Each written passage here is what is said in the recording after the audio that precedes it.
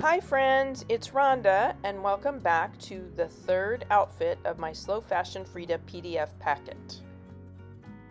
I have a playlist for this series and it does run in sequence, so if you have missed one of the series episodes, just go back to the playlist and start from the beginning.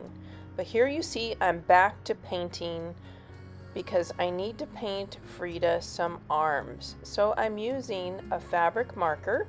It's an acrylic paint pen that works really well. It's my favorite brand. And I'm using my light table, just very sketchy, tracing her arms that are going to be a part of her outfit. So now I'm taking my paints, and just like I did when I stamped and painted her face, I'm mixing up some brown tone with white, a little bit of pink to get the flesh color that I want. I think for the arms I might not have added pink.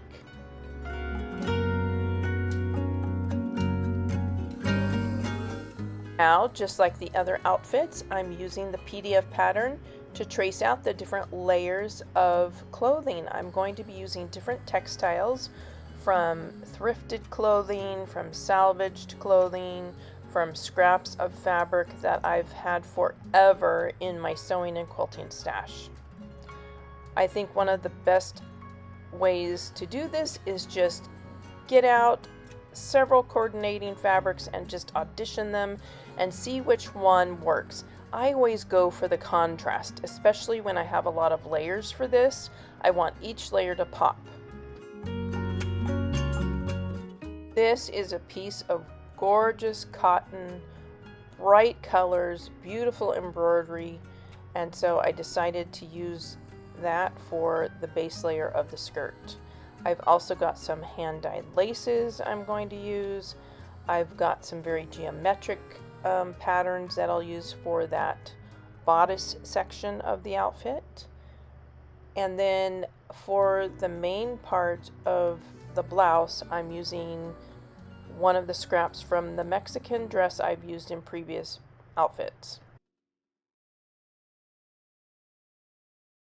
As I'm placing my fusible web on the fabric, I always want to make sure I'm taking off one of the paper layers and placing it on the back side of the fabric. So I like that this fusible web is see-through and I can see the pattern through the back side.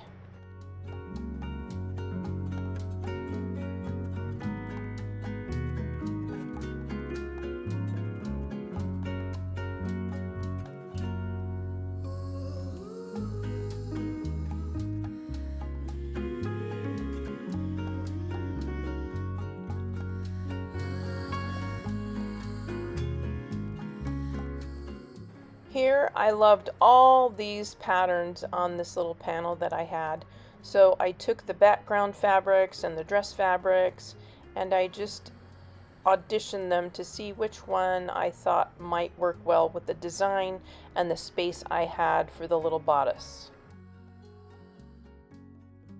I changed my mind several times about the fabrics I was using just because I thought it was getting a little busy, but I also wanted to break up these flowers. So I snipped and ripped the part that was just a little bit too much florals, and then I found this tiled fabric that I had that I thought would really look pretty like a Mexican floor.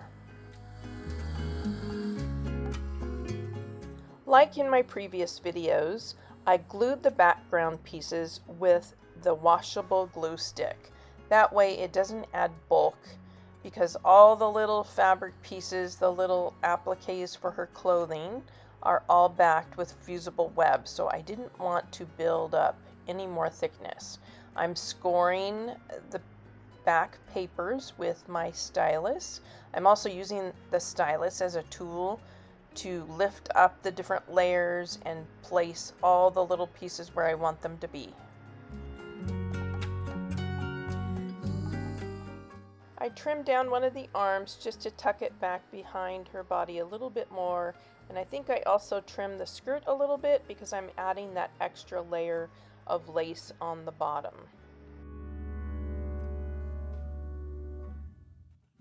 Now that I have positioned everything where I want it, I'm going to cover this collage with a cotton panel or a Teflon sheet and steam it. I went ahead and used free motion stitching to stitch everything down. But this collage is not done yet. There's more to come, so make sure you subscribe to see all the embellishments. I want to thank you for watching and happy creating. Until next time.